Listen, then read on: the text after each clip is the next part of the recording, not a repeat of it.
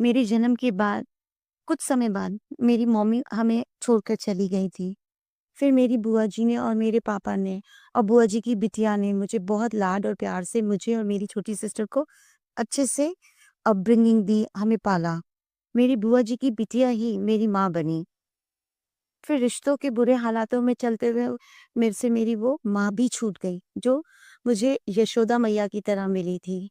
22 साल के गैप में 22 साल हो गए थे उनसे मिले मुझे।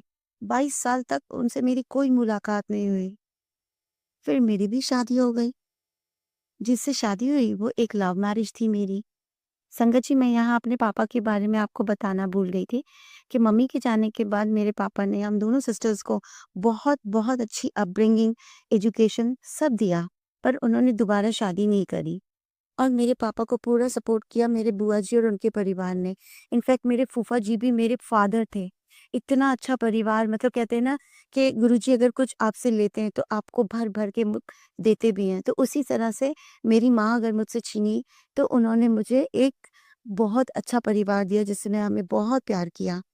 संगत जी, जब मेरी शादी हुई तो कुछ साल बहुत-बहुत अच्छे से चला। मेरी शादी के अंदर मैं भी जॉब करती थी, मेरे हस्बैंड भी जॉब करते थे।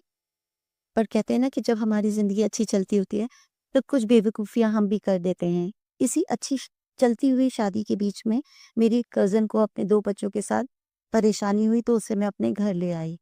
उसी कज़िन ने कुछ सालों बाद मेरा सब कुछ छीन लिया। मेरा हस्बैंड, मेरा घर, उसकी कोशिश तो मेरा बच्चा भी लेने की थी, जो आज बहुत बड़ा हो गया है।